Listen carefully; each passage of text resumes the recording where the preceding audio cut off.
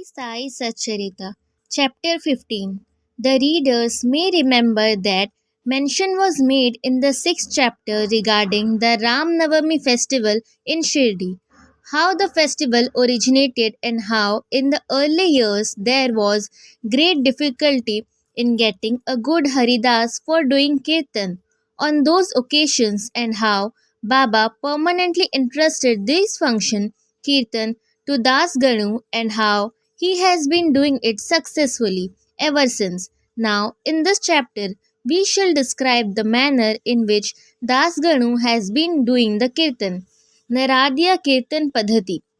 Generally, our Haridas, while doing the Kirtan, wear a gala and full dress.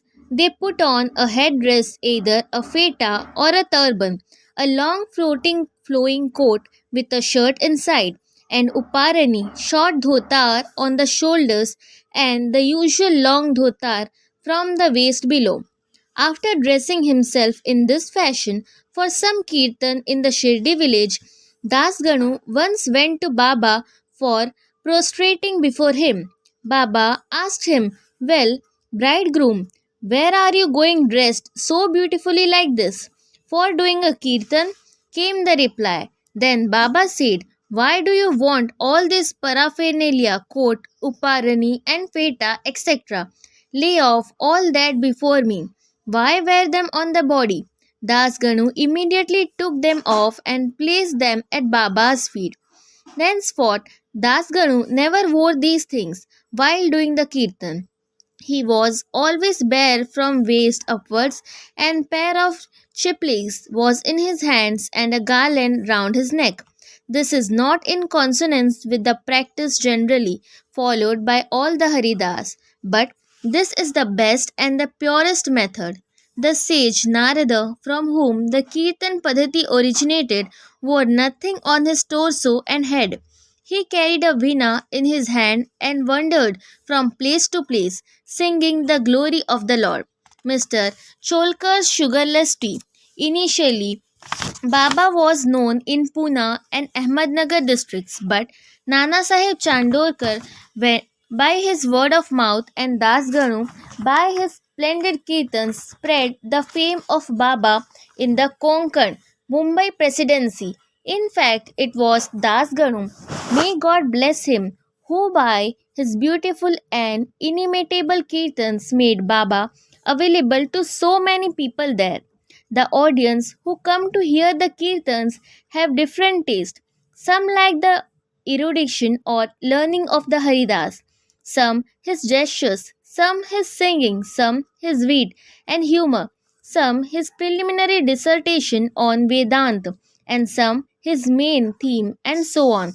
But among them there are very few who, by hearing the kirtan, get faith and devotion or love for God or saints. The effect of hearing Das Ganu's kirtan on the minds of audience was, however, electric, as it were. We give an instance here. Das Ganu was once doing his kirtan and singing the glory of Sai Baba in the Kupaneshwar temple in Thana. One Mr. Cholkar, a poor man serving as a temporary employee in the civil courts in Thana, was amongst the audience. He heard Das Ganu's kirtan most attentively and was much moved. He there and then mentally bowed and vowed to Baba, saying, "Baba, I am a poor man, unable to support my family. If by your grace I pass the departmental examination and get a permanent post, I shall go to Shirdi, fall at your feet, and distribute sugar candy in your name." As luck would have it, Mr. Cholkar did pass the examination and did get the permanent post, and now it remained for him to fulfill his vow. The sooner the better. Mr. Cholkar was a poor man with a large family to support, and he could not afford to pay for the expenses of a Shirdi trip. As is well said, one can easily cross over Nanhe Ghat in Thana district or even the Sahyadri range, but it is very difficult for a poor man to cross Umbar Ghat, that is the threshold of his house. As Mr. Cholkar was anxious To fulfill his vow as early as possible, he resolved to cut down his expenses and save money.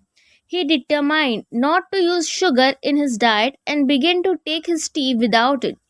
After he was able to save some money in this way, he came to Shirdi, took Baba's darshan, fell at his feet, offered a coconut, distributed it with a clean conscience along with sugar candy, as per his vow, and said to Baba that he was much pleased with his darshan and that his desires were fulfilled that day. Mr. Cholkar was in the masjid with his host Bapu Saheb Jog when the host and the guest both got up and were about to leave the masjid. Baba spoke to Jog as follows: Give him, your guest, cup of tea fully saturated with sugar. Hearing these significant words, Mr. Cholkar was much